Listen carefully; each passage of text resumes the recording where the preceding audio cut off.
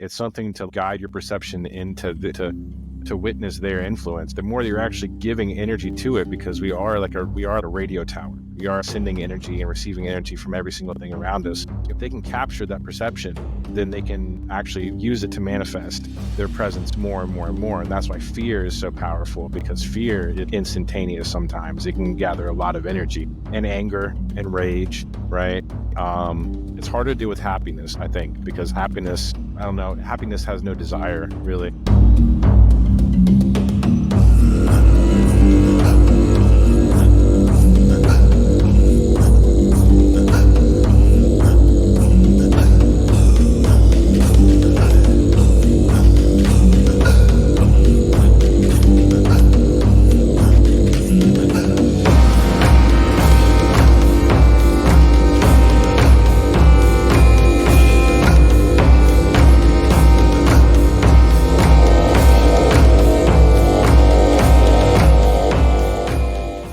He's smoking. I got the sage burning, baby. Nice. I like that. That like legit, or is that digital?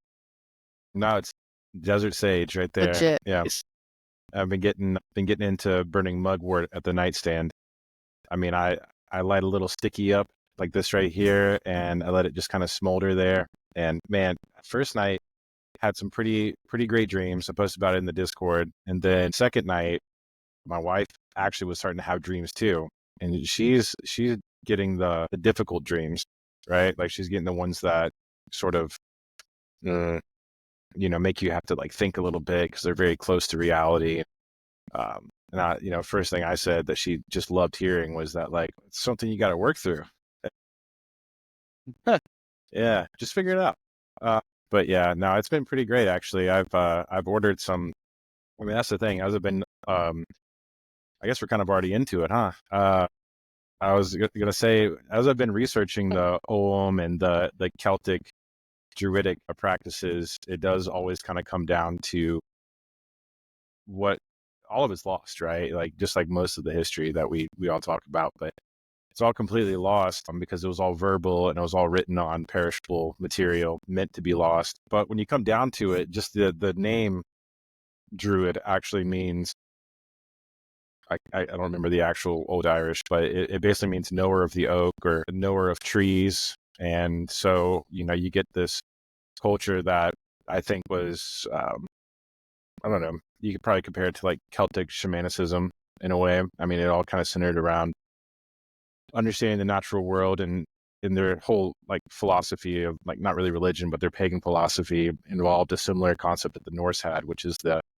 multiple realms and the multiple worlds, similar also to the four winds as well, because it talks about the four directions, the cardinal directions, and how the realms exist in those places. And by going deeper into studying like Ogham and the trees associated with the Ogham, you get really familiar with like the medicinal and spiritual properties of each one. And, I don't think anybody in the Discord is probably taking it as obsessively as I am, but it's like, that's the thing. It's not yet anyway.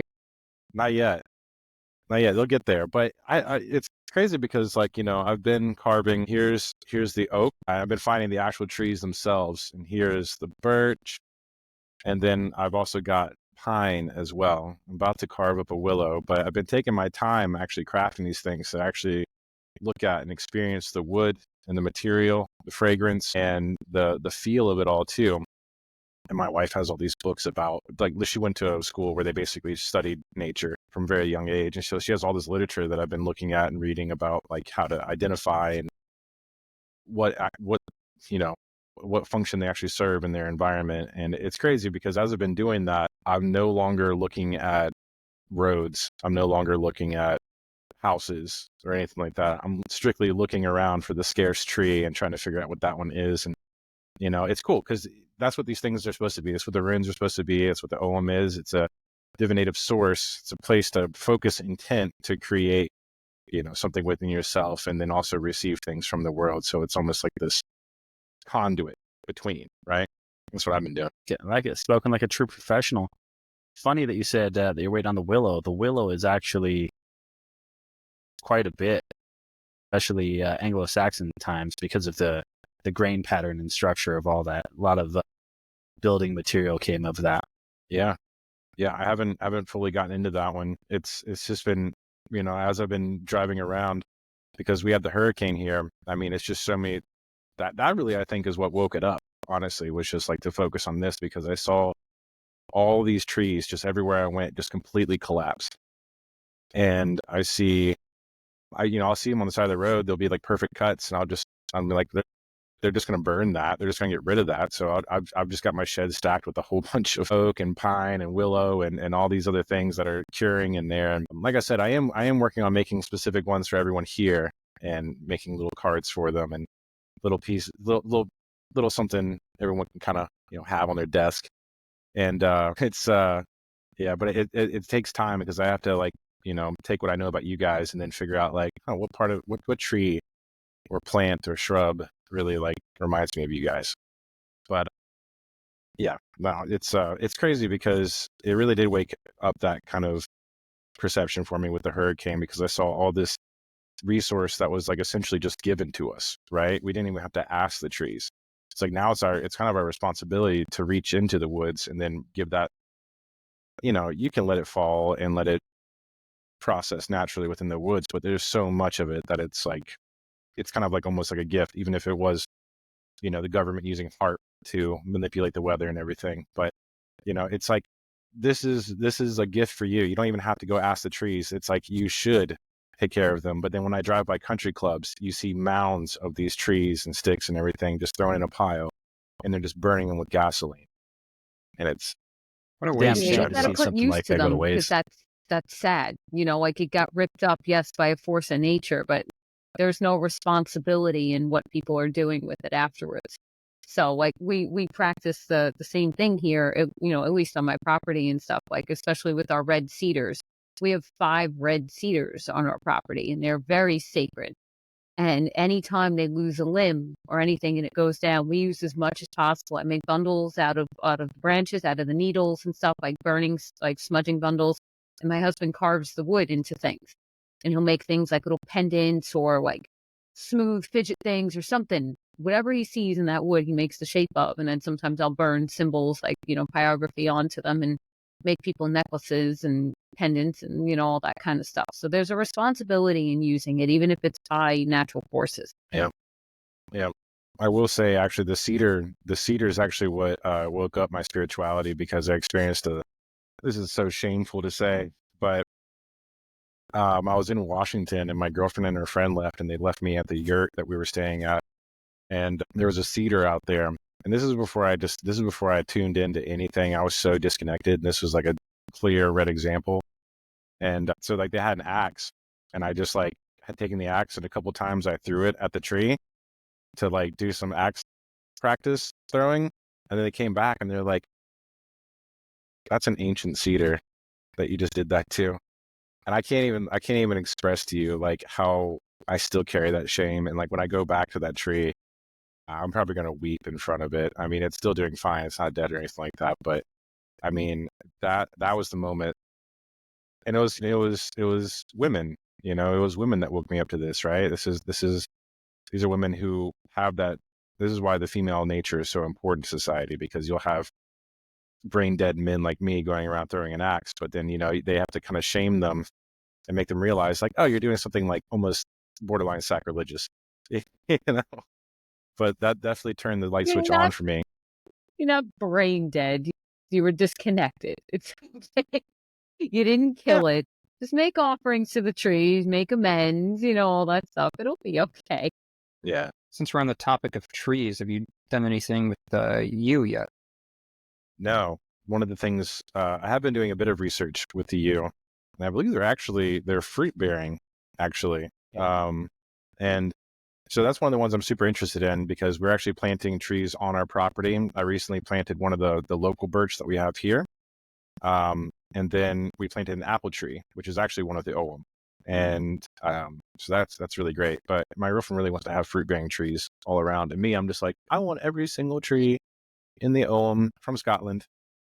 I'm gonna send you actually in the Druidic class that I'm in, they gave us like a pamphlet on making your own kind of grove and the appropriate trees that you can use in your area, like your part of the world and stuff like that, which ones to plant, how to do it, and how to create that vortex, that kind of spiral thing that you're supposed to make.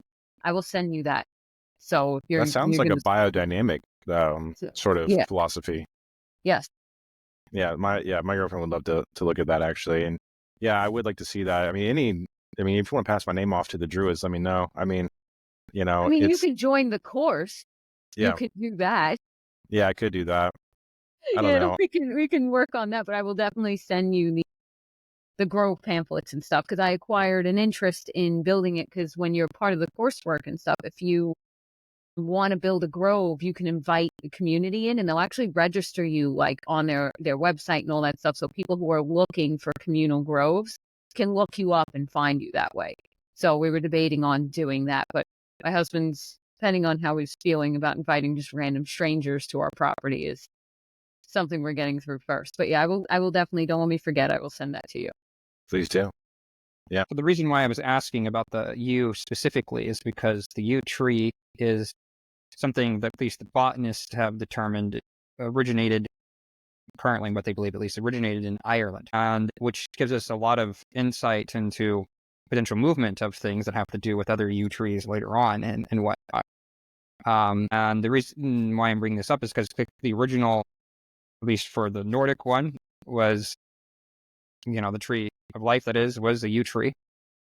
So you have that aspect of it too. I've talked about this with Thor before. I'm pretty sure that there's others of you that have heard this, but I'll bring it up again and whatnot on this podcast, which is the fact that if you stand underneath a yew tree, it gives noxious fumes that come off if it's hot enough in summertime for what's going on, which can help put you into a trance-like state.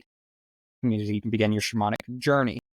And so we also know that the Druids set up colleges all over North America. I mean, all North Africa, Northern Africa, all over Europe, and parts of the Middle East and whatnot. And at one point, they had 60 colleges of this style that they did in Europe alone, and they had 60,000 students that was going from this. This is a much, much older tradition, people realize, and it is definitely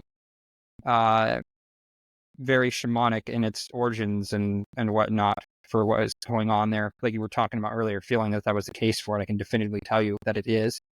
Even the materials that still exist that were written down in medieval time periods and whatnot, if you're able to read between some of the lines and whatnot and look at it deeper, especially since you can compare it to, say, the northern traditions that we have as well for the Nordics and that kind of thing with it, which they're cousin tribes, basically, for what it is for the ancient, I hate this term because it doesn't really fit, but whatever, Celtic peoples, then you can start getting even greater depth and insight into how all this worked and played out for what's going on that particular front, too, because they kind of help each other out and fill in a lot of the gaps for one another that's on that.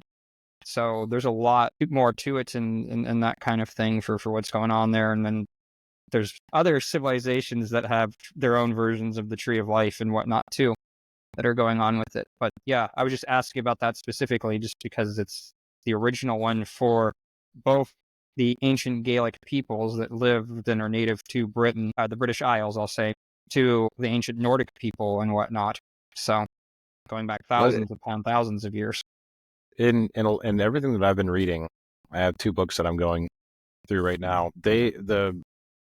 They say that the Druids actually perceive the oak as the tree of life, that it was the strongest contender in the old Ireland and in the Celtic tribes and all that sort of stuff. They said that the oak was a main contender for that, and that's why they held it so sacred. That's why it was the name Druid comes from the word oak.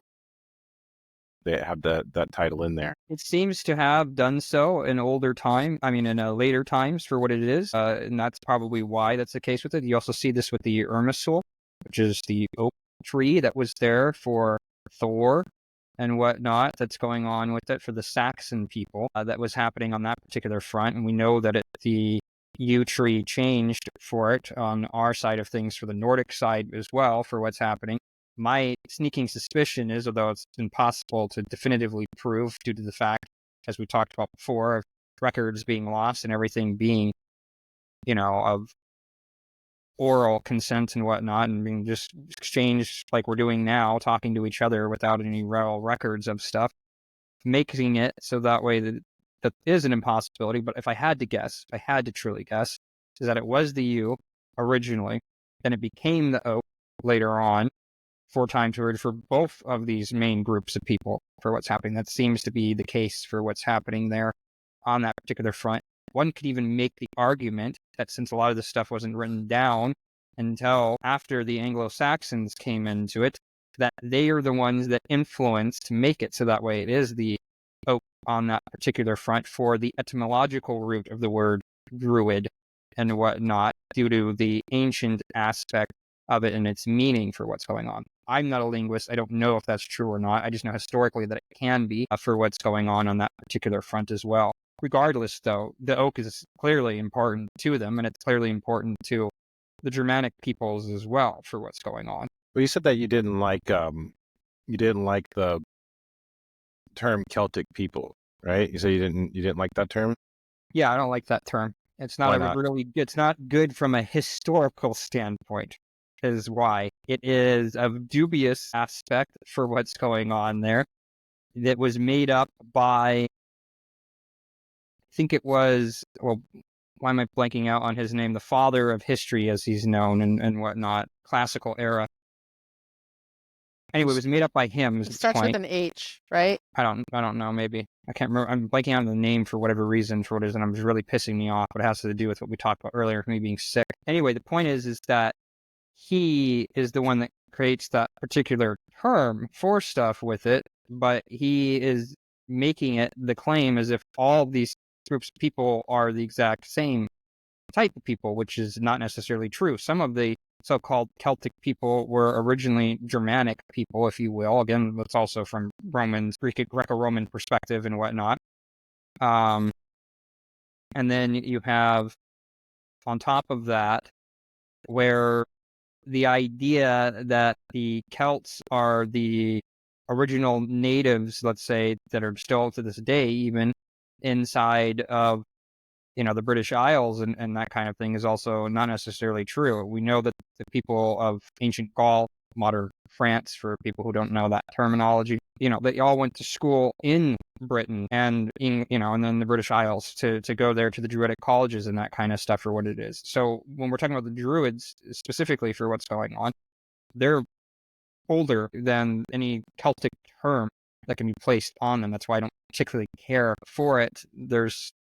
It's a good umbrella term, like shaman, if you will, that people who are not really going in depth with this stuff for what's happening, but shaman technically only applies to the Siberian people and certain tribes that are there. It's the same thing with the Celtic. It's an umbrella term for lots of different tribes and lots of different things that it's not accurate in any way, shape, or form is the short version. I'll just leave it at that. Instead of going on simplifying. Yeah. Sense. Sometimes it's inaccurate too, meaning it's just not true for what's going on as well. So that's what the problem is, because a lot of the original Celtic lands, are now they're in Central Europe, like Germany and that kind of stuff, which later became the Germanic tribe stuff. So some of the stuff that they're talking about may not have even been Celtic for some of these older sources. They might have been Germanic tribes originally when they're talking about it for Germania area and that kind of thing.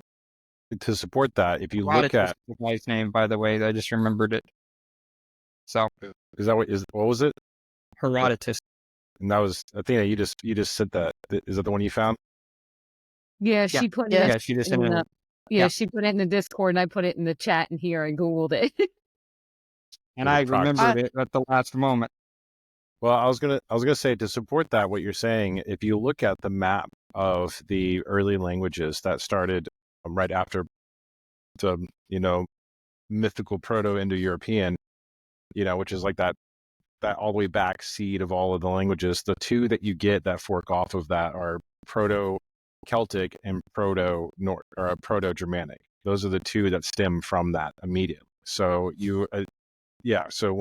the reason I don't feel like it's too far off to delve into this kind of thing, and it's fine to break away from the Germanic and Norse study for a little bit, because first of all, you can get burnt out if you stay in one topic forever, and two, it's like they literally do come from the same garden in a way. And I think a lot of the philosophies, I mean, you look at the history of the stories of the Celtic gods, a lot of that is, and I was talking to Spear about it, they have the salmon of knowledge, which was the same for Sigurd, who placed his thumb on he got the blood of the dragon on his thumb, and he placed it in his mouth, and he just fucking like tripped so hard, he learned everything about the universe. And, but then in the Celtic mythology, I forget who it was specifically, but they were cooking a salmon, and it was like a very special salmon that had been given like these, I think it was acorns or these seeds from all these different trees, and it ate them. And then he was like cooking it, and he put his finger on it, and it burned his finger, and he licked it. And again, he, tranced out and got all the cosmology of the world. Logical. Cosmological knowledge of the world.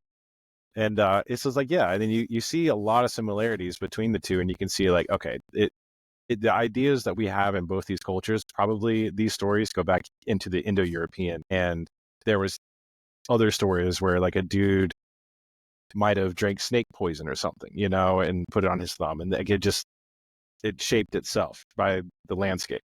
Some of them are even older than what we know of and whatnot. You're familiar with the Tuatha De Danann? Yeah. All right, That's actually go ahead. Isn't No, it you go pronounced Tua De Danann? How do you pronounce it? Depends on how old you go back and the way that it's rendered and whatnot. Because I've heard it Tua De Danann. I mean, I'm saying it with a terrible American accent, of course. Tuatha is an older variant of that for where it comes from. And there's also different languages, don't forget. Like Welsh is different than Irish, and the same thing with Scottish for their various different Gaelic ways that they're doing things. And when you're dealing with an ancient Gaelic languages, you're not going to get it 100% for what it is. I mean, it's also partly, from my understanding too, between the differences between this is that like it's Odin versus Thorfinn, or Thor versus Thor. How it is for what they do it for English versus what they do it for historical purposes, etc., for what's going on. Anyway, one of the other interpretations that I've seen, and very good argument, I forget who made it, I have to go look it up, but that you have where it can be, instead of it being, the people of the goddess of Danu and whatnot, or Dana, depending upon how you deal with that and whatnot, that if you go back earlier, that it could be the dragon lords of An or the dragon lords of Anu, which gives us ancient Sumerian. Yep. So, which makes it so that way they are not a Proto-Indo-European people in any way, shape, or form for what's going on there. They're not part of that, and they might even predate them in certain ways for what it is in terms of where they came from and whatnot. I'm not necessarily saying the writing system, but that could give us a lot of stuff to look into on that particular front for what's going on there too, as another potential migratory pattern. Yeah, it's hard to say. I mean, you also have the Picts that apparently were that gave rise to what we would call the modern Scottish individuals. To forget who the one was that actually, it wasn't Tacitus. It might have been, that wrote about the Picts. They're referred to as the painted people, but they were the primary indigenous folk of the Scottish Isles, and at least and all at the that time that things are being written down. Absolutely, yeah. I'm probably older than that, but we don't know for sure. Yeah, they came in contact with the Irish, and then the Irish were just like, "You seem like good guys. We're not going to come over there and mess with you. You can take some of our women. They seem to like you. They like your tattoos." And then you get those that develop over there, tribes of the Picts, that then kind of get more of that Irish culture and custom from their wives and their trade partners at that point. But then you get the Norse Gaels, which essentially do establish Scotland at that point. And it's interesting because when you look at the gods, it's weird because like the whole idea of like Celtic paganism and everything like that took a very interesting path compared to what Norse paganism did, because it seems like you have this time where their knowledge goes away because of, what is it, Britannic or Roman influence? I don't know exactly, but it's like there's a period where you have no more, everything's Christian now. We're not sticking to the old ways. You're doing Christian stuff. Knowledge is lost. Rome. Yeah, well, but yeah, Rome. Okay, yeah, so Rome. Started with And Rome. yeah, so there you get Rome making its influence, like, you know, what it did with the Germanic tribes. But then it's weird because like the Scottish culture developed into this very esoteric path where it becomes very like celestial, metaphysical, and geopolitical in a way, is what I've seen. It becomes very symbolic, almost similar to like what you would see in, Are you like, familiar with the with the- ancient Celtic church? not entirely, no. I mean, you're talking about the Scottish Rite? No, I'm talking about something that predates that by, and I don't know, probably 1,400 years, 1,300 years. Good. It's good. Yeah. The earliest church that there is ever outside of the Middle East, the Near East, we'll say, and whatnot, that shows up way before any Roman Catholic church does. And it shows up in the 80s, 60s, 70s, or whatever, is British church in Britain and whatnot. And if the stories are correct, it has to do with Joseph of Arimathea bringing that over for what's going on there. And that would make it so that way you have some of the stuff that's hidden inside of it for what it is. Because that church was never, it still exists even to this day. And it's a blend of ancient Celtic, ancient Gaelic practices with modern Christianity, and even ancient Christianity that's going on with it. There's this own separate entity that still exists to this day that can be trace its roots back almost 2,000 years ago for what it is. And the reason why I'm bringing it up is because a lot of that esoteric knowledge that you're talking about, a lot of that hidden stuff for what's going on, was protected and was purposely brought over to protect it at that particular point in time period with it, and blend it with Christianity to make it so it never really fully disappeared. And then you get that esoteric stuff that you're talking about that shows up also in Scotland and whatnot, and with the York Rite and all that other stuff that comes from that particular point It of view.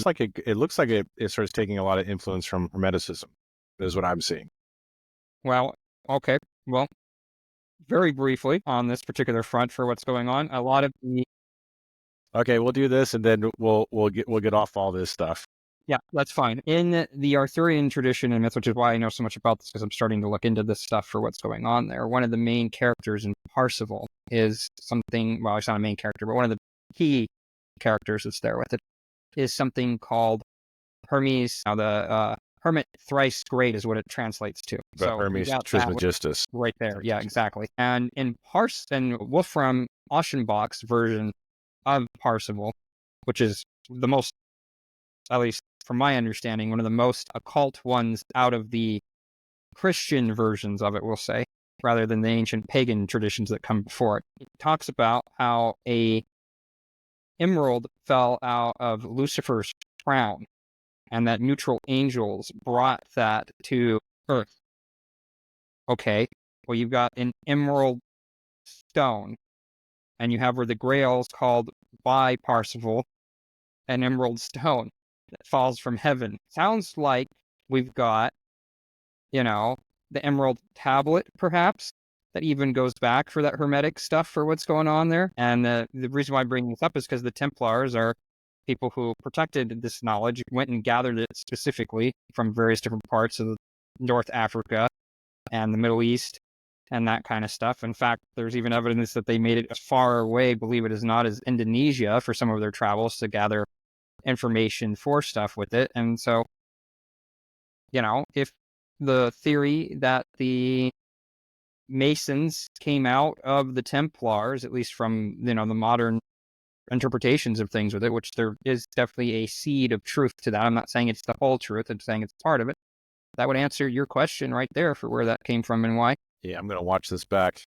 You guys can tell I've just had this stuff in my mind. I'm just trying to get it off my chest. Anyway, This is I'll my shut up. This is your episode, so. This is my episode. No, I'm just kidding. Yeah, but yeah, we could probably just... Nathaniel's sick and still manages to just drop some wisdom upon all of us. Full of knowledge. I mean, sometimes sick or not, it's just going to spew out there. So I want to ask you, Raudasowulaz, since yes, this is an interview and this is what we're going into. So I want to know, and I asked this for Thor, so I might as well continue this. So I want to know your origin story. I want to know what really got you into spirituality. What Indubitably. Yes, I want to forward to the indubitably dubious, like all these words I never hear people use commonly. I love it. Like, how did you get Anyway, from yeah. throwing an axe to a tree to where you are now? Yes, exactly. Yeah. Start prior to that in any way. Started a long time ago. Long time ago. All right. I'll try to make it pretty brief and fluid. All right. Let's see. So I think I mentioned something about this in like the first episode, but when I was really young, I used to have like pretty severe hallucinations, like constantly. Like I would see, like I had like an iron cast chameleon. So it was like a black chameleon, not chameleon, it was some type of lizard. And I would have hallucinations that it was like, like it's crazy. I was like maybe like 9 or something like that. And I would have these visions of everything around me just kind of being animated in some way, like in my peripheral vision. And then I would always go into the woods because where I lived, literally the only way to get away from my family, which wasn't see like humanoid figures, like silhouettes behind bushes and stuff like that. And like, I wasn't like terrified or anything because I was the kind of kid that like, I sharpened my own stick and was walking through the woods just waiting for something to try me, so. But then I would actually follow this figure deeper and deeper into the woods, and I came across old moonshine stills, and I would find cool jars, and I'd collect things and all that kind of stuff. And then, eventually I was just running through the woods one day, just like sprinting through the woods. And, I thought I had seen that figure at one point. So I make a turn down like a little bit of a path, and I turn and I start running. And the next thing I know, there's like this thing in front of me, and I like leap over it. And it was one of my dogs that had gone missing. It was deceased, but it was completely stripped of all of its flesh. And the reason I knew it was my dog is because it actually still had its collar around its bone neck. I mean, it was like a cartoon thing, like something picked it up and like ate all and then just had bones. It looked like something like that. But I was just like, whoa. And that was like my first time like seeing something dead, like really experiencing something dead. And I kind of found it like through weird visions in the woods. And so then at a certain point that moved more into like dream states. And I think I told you about this crow at one point where I started having dreams of a woman with a living fabric that encircled her body. And she would like wither and perish like in front of me, and this was a reoccurring dream I had for years and years and years and years. And then eventually that went away. But then later on in life, I get to a situation where I have a roommate. So I'm much older now, I'm done with all the, psychotic schizo stuff. And that's the thing, like having nothing around me I grew up in a super Christian household, having nothing around me to try to explore that sort of stuff. I had to like take it, and I had to like crush it, right? Because I was like, this is not going to allow me to function in society with this type of experience all the time. And so I get to a point where I think I'm like 19.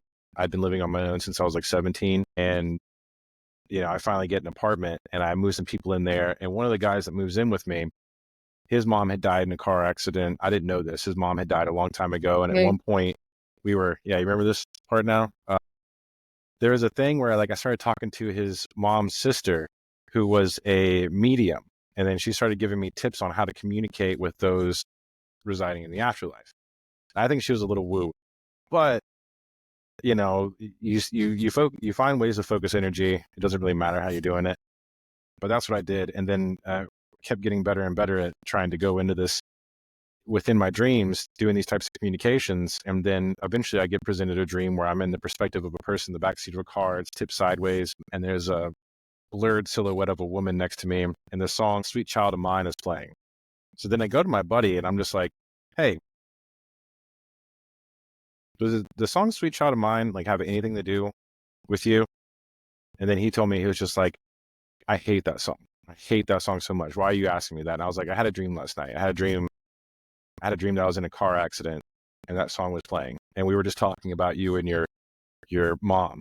he's been opening up to me about it and everything like that. And then so he was just like, basically he was like, that's really weird. Like, fuck you. Like, you're trying to pull some shit on me or something like that. And then we stopped being friends because it was too weird. Like, because I was able to describe like the way the car was, and it was inside of a tunnel and all this kind of stuff. And there's just stuff that he had never really mentioned. So it got too weird and we stopped being friends. And I haven't seen him since. We haven't spoken since. So then it's just like this series of things in my life where I'm just constantly getting something, right? And then it's like, oh, it just blows up in my face. Nobody understands it. This just keep crushing this thing down, And I had gone to a lot of people are taught to do. The world tells them to shut it up and make it go away, basically. Well, I mean, think about it. Your kid comes to you and they're just like, I saw a man in the woods. You're gonna tell him to go back? Well, I mean, that's part of it too, but the other part of it is, imaginary friends that children have, are they actually imaginary? Or are they, because they haven't been taught them not to see into the other, veils of existence, if you will, other planes of existence, that they are? I'd say perhaps it's a combination of both. Sometimes the kid is imagining stuff and talking to themselves or whatever it is. Kids have wild and really vibrant imaginations, but then other times there's actually something there. That's what I would suggest. And I got a funny story about that, actually. So I make sure that I talk to my kids when they have experiences like that, because that's not something I had. So I try to fill in the role of what I didn't have when I was a kid.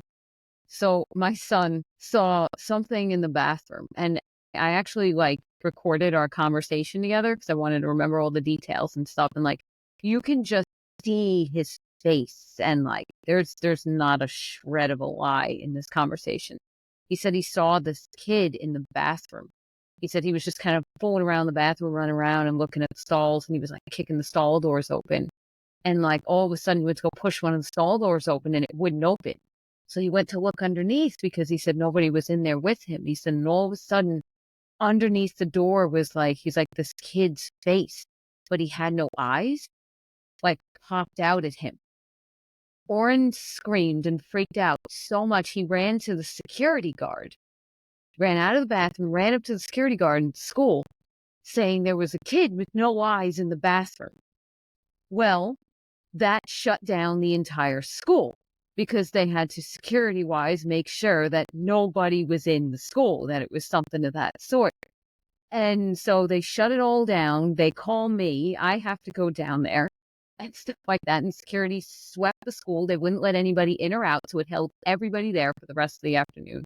Swept the school, all in and out. Nothing was found. And I asked him to draw me a picture of the kid. And it was weird because the kid had according to the kid had very long almond eyes, and there was nothing. He said it looked like smoke on the inside of his eyes. Freakiest thing. So yeah. So I make sure that I support it. Whether the kid, it could be a hallucination. Yes, I doubt that about myself sometimes. Do I get visions or am I schizophrenic? That could be either or, but I try to support that. So I'm sorry to hear that you went through a lot of these life struggles with no support, but I did want to share that funny story because my kid single-handedly shut down the entire elementary school and nobody was allowed to get their kid. Dude, that's the thing. There's folklore. There's folklore. It might even be, it might be, I think it's in a lot of places, but there's folklore about the eyeless children. Really? Yeah. I haven't looked that deep into it because that happened earlier this year. So wait, do you know about it? Do you know about it, Drift? I've heard quite a bit about that. There's a couple different flourish tales. I believe one may be, I'm going to get them wrong as far as geographical, but I think there's 3 separate stories of something very similar. Obviously, not kicking bathroom stalls and whatnot, but about one child stumbling upon,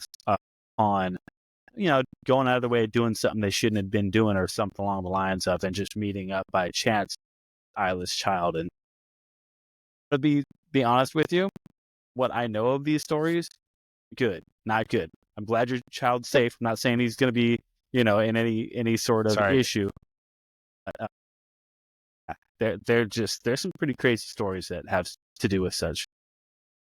Huh. I'm gonna have to look into it because my son was doing something he wasn't supposed to. He was being reckless. Like he's been a problem in the bathroom for a long time. Like he's gotten in trouble because he shoved soap into the hand dryer because he wanted to blow out and see what would happen. And then he got in a lot of trouble for that because he could break it. And then they got a new soap and he did it again because he said he wanted to see what the different soap would do. So luckily this principal was really awesome when said, instead of reprimanding your son, I'm just going to put him in the STEM program early. That's awesome on their part. Nice. Like rather than him destroying school prep. You know, that's the thing. It's funny. It's funny because that's like a kid after my own heart. You know, I was such a destructive, like hellion child, right? But it's usually the kids, and I'm not trying to toot my own horn or anything because I didn't do anything with it. But like kids who were like, you know, pretty creatively destructive, you know, they're usually quite gifted. You know, like they're usually quite gifted, and there's some form of. It's just that our school system just fails our kids a lot. You know, but that's pretty interesting because, you know, I would have loved to have had a mom that could have prepared me with like, okay, so you're going to take a bit of blackthorn with you in your backpack to work, you know, or to school. I And if did. you see I this loaded again, him up with black salt and stones, and I gave him a roll of oil to put on. Even if the things don't actually do something, it makes his mindset feel that he's protected because he was scared. He was legit, genuinely scared, you know? And that if the force, gets into the sympathetic magic and stuff like that. You're giving him tools and then that psychology behind it to where it's like, you know what, that thing can't harm me when I hold this or trinket or and such. Yeah, he felt very, very protected afterwards. And then when he like built up a little bit of courage, which was like a week or so later, he was like, you know what? He was like, Mom, if I ever see it again, I'm going to stop and ask him if he needs something. And I'm like, he's a little old man, usually. Like he even walks, like he walks like with his arms behind his back and stuff. He really is like a little old man at times. And every once in a while, like that kind of wisdom comes out. I'm like, okay, but he has not encountered the kid again. nice. Well, yeah. Anyway, I moved everything over from, No, derailed. you're good. It's good to know that there are some moms that are preparing their kids. I think my girlfriend would probably do something similar. If mine's born with same affliction that I have, but All yeah. kids have something. It's just to not destroy it. It's up to the parents to help not destroy it. You have to see what it is that this kid comes with and help them embrace it. Because also, too, if you're like too overabundant on it, like I did balance my conversation with Oren being like, okay, well, let's look at the physical things first. Was it a friend messing with you? Was it something? Did it really? We're trying to go over the most logical explanations first, not dismissing what he saw, but also when you're scared and you're in the moment, fear does ridiculous things to you. So, Well, that's you the other know, thing too. The spirits, good or bad, they can be those things. It's yeah, they're like, not even spirits of chaos and destruction are necessary. yeah, but it's like I feel like they work like momentum, like a snowball, right? It starts with like subtle influence. It's like just capturing your perception enough with like an irregular tree branch moving while none of the other ones are, or it's like a simple stone falling down while everything else remains in place, right? It's something to like guide your perception into to witness their influence. And then the more that you're actually kind of like, I'm getting woo-woo with it, but the more that you're actually giving energy to it, because we are like a radio tower. We are like sending energy and receiving energy from every single thing around us. If they can capture that perception, then they can actually use it to manifest their presence more and more and more. And that's why fear is so powerful, because fear is like instantaneous sometimes. It can gather a lot of energy and anger and rage, right? It's hard to do with happiness, I think, because happiness, I don't know, happiness has no desire, really, I think, in some capacity. Happiness is just one of those energies that I won't get into. Getting woo-woo at this point, but yeah. Get woo-woo, but happiness comes with contentment and then the yearning for more and going through the struggles to earn happiness. That's where true happiness comes from, is the shit you went through, because you learn to be appreciative of where you've gotten to. Yeah, and that's why I'm not like, when people say, when you were saying like, oh, I'm sorry you didn't have anyone to like support you or anything like that, I would have, like, support would have made me super weak. I feel like I would have, it's a teardrop thing where it just like comes around one side and then it meets back up at the same point, It's like sympathy for me, it would have made me weak. So it's just like, I got what I needed, Well, that's why I said you got to help the kid understand, not do it for them.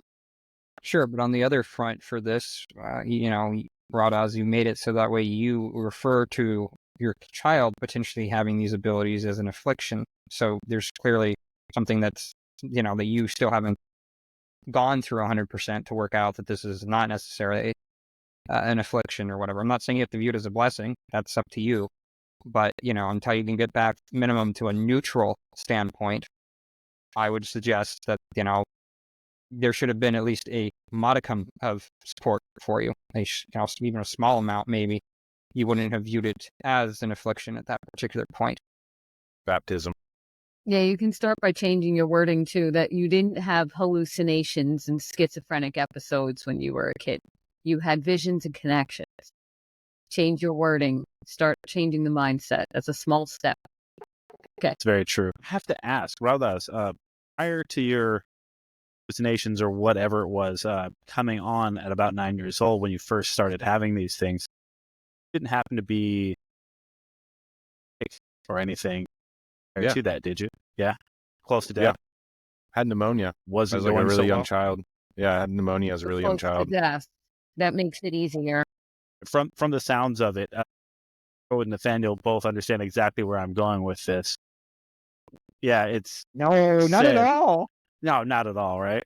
Yeah, it is said, or at least, I don't know if it's said or just widely known at this point, that people that go through traumatic or even death experiences at a younger age, or even at an early or later age, they kind of close that gap Reset your between the realms. conversation. That was you're glitching out. Right. Second, it's trying to connect, of course. You guys hear me well? No, start over. In 5, 4, 3, everybody hear me? Yes. Okay. So it said that people that have near-death experiences or are like very, very sick one point in their life are the ones that kind of close the gap between the realms and can sort of access the other side or have a gift rather than the affliction to notice certain things. So maybe that man in the woods or things like that have been the spirits, whether it's the spirits of the forest itself or the spirits of your animal or persons that have, shine stills out in the woods. You never really know, but energy that you could pick up on it because yours so low at one point, possibly during on the level of others. Yeah, I mean, I read stuff about that, but see, I'm so like opposed to this idea of like I kind of resolved myself to say this. I was like, I'll never, like, even though I'm trying to study these things, shamanicism and druidry, I'm just like, I'm never going to call myself either one of those things. I'm never going to call myself a shaman, no matter how educated I am. I'm never going to call myself a druid, no matter how much I like plants, So it's just completely understand, and not only that, I completely relate to that same thing. People have called me certain things for. I'm like, yeah, no, sorry. Unfortunately, I will not hold that title. I'll be myself, and if it resonates close to those things and you feel that, by all means, but don't call me that. Yeah, have to come up with some cool new names. In the future, someone else can try their hardest to be around us. I'll stop them. They don't. I don't want them to deal with that. You may not have a choice, man. It might be long after you're dead that they try to do that because of these podcast episodes and stuff. I'll wrap up what I'm saying. We can do a few more questions. I know we're getting long on this, but essentially what brought me back into understanding spirituality, it was not to sound like a total simp either, but like it was women. It was women, right? So it's interesting because I had a lot of really horrible relationships. Like, I did simp, and like they were just non-rewarding. I got taken advantage of. I was hanging out with people that did drugs all the time. And it drove me into horrible places. And then once I abandoned all my need for like physical connection and like validation from people that didn't care about me. They didn't text me, they didn't talk to me. They were just there on the weekends hoping I'd buy them a beer or something, right? I wanted to stay at my place because they got kicked out of theirs. And so once I just got rid of all this stuff, I was living in Florida, and I just became I started surfing a lot. I wasn't into Norse stuff at all, or I would have been like, oh, I'm like a modern Viking on a surfboard. But then, No, it's better you didn't do that. It's better you didn't. I do want to get a custom surfboard that looks like a Viking longship. That would be sick. Well, that you should. That's cool, though. I like that. Gonna have to surf with Want an to get a axe. T-shirt that says that. So I mean, yeah. So like the interesting thing there is that it was the sun and the water that healed me. Which, okay, so this is crazy. This might set Nathaniel off. All right, let's see if we press the trigger on this one. But the realm of, like, okay, let's say Lucifer, or the underworld in Norse mythology, or the underworld in Celtic mythology, the realm of like the great vile deities and all the really nefarious individuals, it's under the ocean, it's under the water. And like you look at it in like Christianity's representation of Jesus and the power that he gives to his disciples and all that kind of stuff. Jesus walks on water to show his dominance over the realm of Satan. He gives Moses the power to part the Red Sea, dominion over the Red Sea. I mean, you have, what was it, the slaying of Leviathan, which is almost similar to a story with Thor. And then you have, in the Nordic sun, the passage of the sun, the underworld is beneath the water, and it's similar in Celtic mythology as well. That's something I just came across recently. But what I have come to realize is that when I was a surfer, I was in the sun and I was on top of the water, and I literally was like a representation of overcoming some, like, my whole life basically. And yeah, I just had that realization recently, and it was pretty good. So to anyone out there who's struggling with any type of issues, any type of like, I can't get over this kind of thing, get an outdoor activity. If it can be on the water, be safe. But like the water, mastering the water will have you master yourself in so many ways. So anybody that needs that advice, needs the kick out in the pants, go do it. It works. But then, yeah, after that, it was women that came into my life. My girlfriend's aunt, who is like a rewilding woman. She rewilds in Australia. She's very connected to the Aboriginal individual. She took me on a spirit journey where I had to basically visualize myself as an animal going through the woods while she drummed. And I went, I was an animal going through that. I chose a salamander. So I was very low to the earth and crawling through mud and stuff. And yeah, I was like a muddy little salamander. But yeah, so women brought me out of that and actually helped me discover actual masculinity. And like I said, no simpery here, right? Because I'm still very stubborn and stuck in some ways, but it really does. It was like the true alignment of like what's actually in the world, because I was kind of living as a man that was like isolated and disconnected, and I was kind of just doing what the internet was telling me to do, right? What kind of man the internet thinks I should be. But then when I actually got in contact with women of the earth, women of spirituality, it informed me on what my actual masculine role is. And, had to take a lot of salt in reestablishing who I am. That's the path. Interesting. I like your story. I like the overcoming of things. And I like that advice to people, to overcoming your shadows, overcoming your issues, to be on the water, be representation of that. More sympathetic magic, I love it. Yeah, wasn't even aware of it. That's like what you said. You were talking about when you were a kid, Crow. You were like, oh yeah, when I was a kid, I was doing all these funky little things that ended up being actual practices and stuff. Yeah.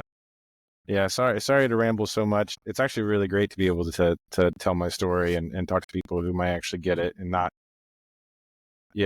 be, just like, oh yeah, sure, interesting, So I really appreciate you guys listening. This is about Absolutely. you. If anything, I was hoping that we can do this again sometime.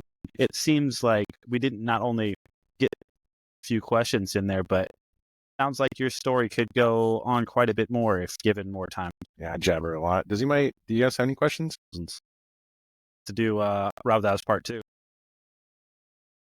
So since you don't want to do Raudasowulaz part 2, and we're still kind of on your origin stories and whatnot, why don't you briefly, if you can, tell us about how you got into Nordic paganism specifically, and then now how that's branching out into the Gaelic, Celtic, whatever you want to call it, paganism and Druidism and that kind of thing too, since that'll bring it full circle, at least, and you can finish Yeah. to modern times and where you're at specifically right now.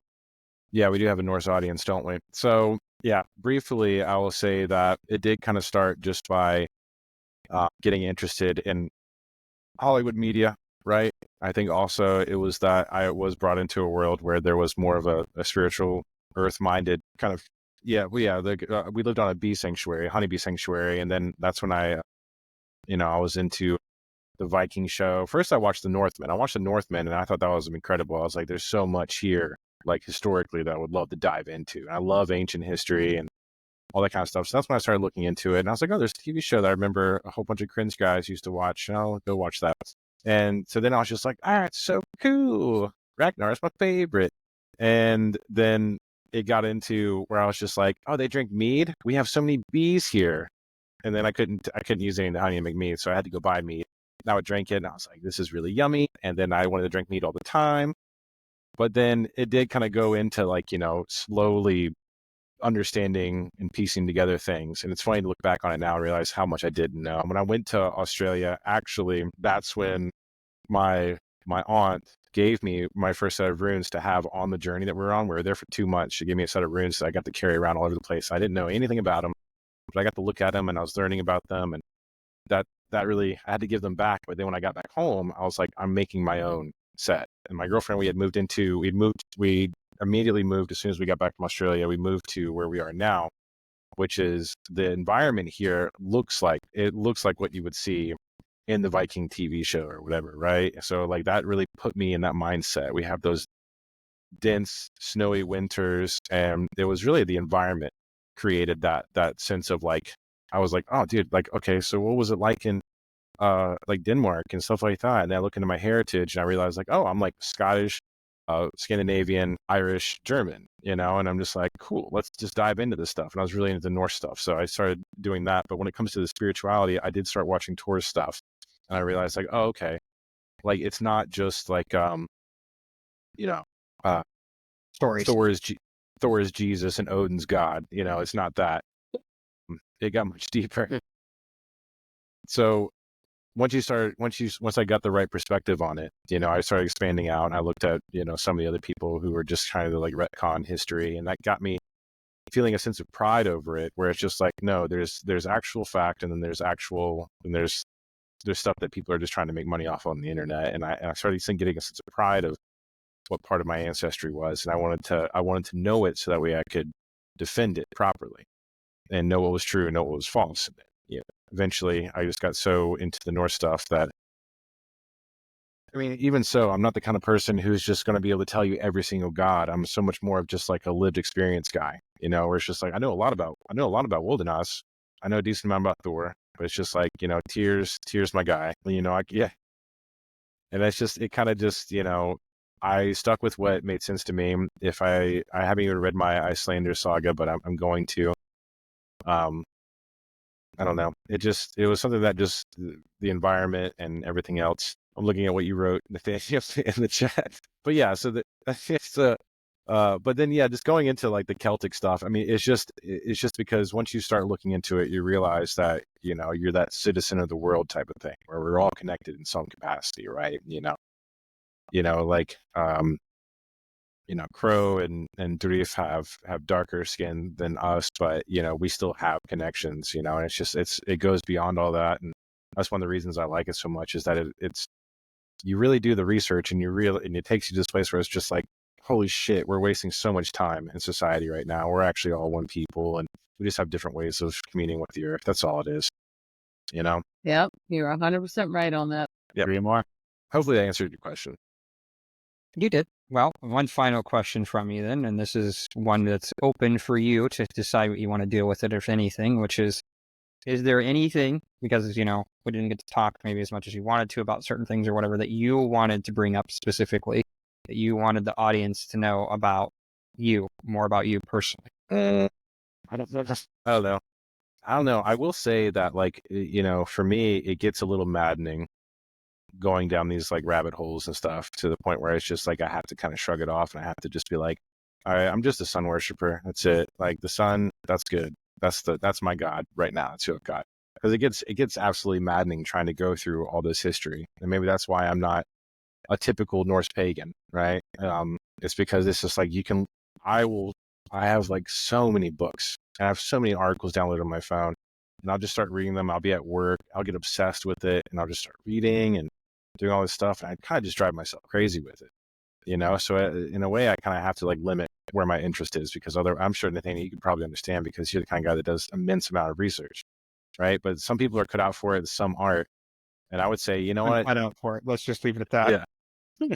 I would say so. For me, it's just like if I don't seem like a typical Norse pagan, I don't want anybody to sit here and think that I don't respect the philosophy, or I don't respect, because some people don't always really love my opinions on the pantheon of gods or anything like that. It's just my own opinion. I'm more than happy to validate these things for you. It's just that, I see things just a bit differently. I'm not like ocean keltoying anything here, but just because I'm a little different, it's not any different than what it would have been like in the early Germanic tribal period, because it's just like, they were warring with each other because they had opinions on gods and what was this tribe's god and what was that tribe's god, and it's just like, we don't have to fight about it, but I've just got my own sense of it. So if I don't meet everybody's expectations of what a Norse pagan is, I'm sorry, but I'm not. Yeah. Good. I'm glad because you said you're sorry, but then you said you're not. I like how you flipped that around there. So say, don't apologize for that. We're all out here just trying to reconstruct and make an understanding that our personal filter can understand. So, and most people are not out to disrespect it or anything of that sort. Most of the time, a lot of spiritual practices, at least in things I've been going into recently, the simpler things are honestly more profound. So use what's working for you, reconstruct what you possibly can, because there's not exactly like there's a Bible that's telling us exactly what to do. So Be bad if there was. I know, but share it. You share it. That's the whole point. Somebody who's very like ritualistic with their perception of the Norse pantheon and stuff like that. And then somebody, like you, who's not with that and more into like their energies and their archetypes and what they represent and stuff. Both people should be able to come together and see the beauty and the similarities and the differences in those and how it works for each one of you. As long as nobody's forcing something on somebody else, I got no problems with it. So, no, it's beautiful what you're doing. Keep it up. Thank you. I will. Very cool. Was that a good wrap-up point? Yeah, I'd definitely say that's a good place to end it on. Cool. You all tired of my voice yet? All right. Cool. Well, thanks again, guys. I really appreciate being able to talk. Definitely kind of needed that perspective, Definitely. Thanks for being honest, open, and sharing all that kind of stuff. Yeah. Anybody that views these kind of things, them don't know us from Adam, but we're human too. You know what I mean? Like we're just some heathens come together to share our story with the world. I appreciate you it out there like that, and I actually look forward to hearing more about the in-betweens. Yeah, trying to get some of that youthful capability back. That's the hard thing. It's so easy when you're a kid, but then you get into the world and it's like you have to work very hard to be focused and receive anything. Stomp that imagination right out of you, don't they? Yeah. Like a majority of kids apparently are like geniuses. Like 98% of children before they go into public education are like classified geniuses. And by the time they're 16, it's only like 8% or 8% of them are. And it's just like, yeah, we could go into that whole. I don't want to talk about it now. It'll be too long. No. That's a whole nother episode, I'm sure. Conversation, he said. Very cool. All right. Well, I'll turn the recording off right here. All right, sounds good.